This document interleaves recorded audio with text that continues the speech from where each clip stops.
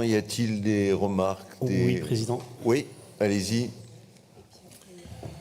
Monsieur le Président, chers collègues, cette délibération relative au développement de la langue basque s'inscrit dans un enjeu fondamental, celui de la transmission de nos identités locales et de notre patrimoine culturel.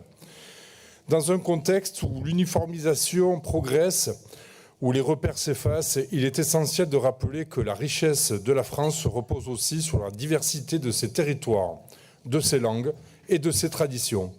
La langue basque fait partie intégrante de l'histoire de notre région et sa transmission aux jeunes générations constitue un enjeu de continuité culturelle.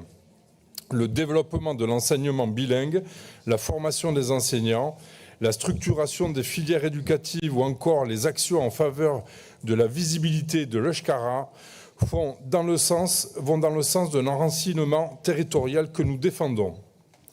À ce titre, beaucoup d'associations locales s'engagent dans la défense de nos cultures patrimoniales.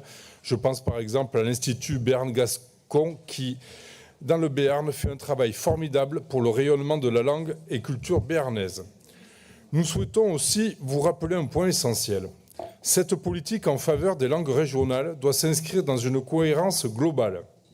La région ne peut pas, d'un côté, soutenir légitimement les identités locales et de l'autre, continuer à financer des structures ou associations qui participent à leur dilution, voire à leur remise en cause.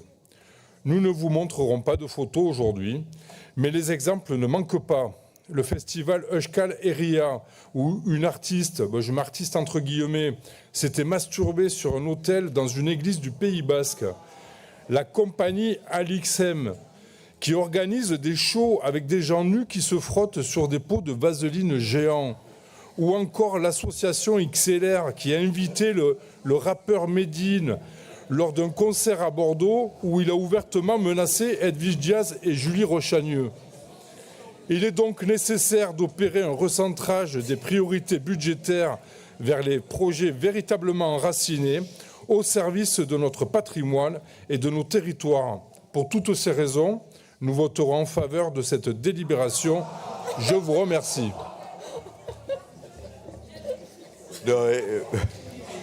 Vous faites du grand RN, là. Il y a une chose, moi, qui me... Vous êtes le seul groupe à faire autant de références au sexe. C'est dans vos délibérations, Monsieur le Président, c'est pas nous. Hein. Et on vous a tellement peu entendu sur l'affaire Betaram. Oh. Monsieur le Président, c'était juste une explication de vote. Hein. Oui.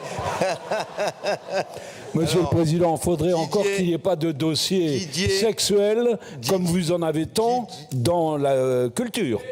Je me permets de vous le rappeler. Oui, mais enfin, et à chaque fois, vous faites l'étonner en disant « Ah, mais je ne suis pas au courant en commission permanente. » Alors, un peu de sérieux. Les vrais dossiers de violence sexuelle, on n'a jamais entendu parler dans votre groupe, que ce soit en France ou ailleurs. Et tu en as parlé, toi? Tu en as parlé ici? Tu en as parlé ici? Pas du tout. Alors, s'il te plaît, s'il te plaît. Jacques Colombier. Je viens à toutes les séances, je n'ai jamais entendu parler de Betaram ici. Mais j'ai pas besoin, moi, d'en parler.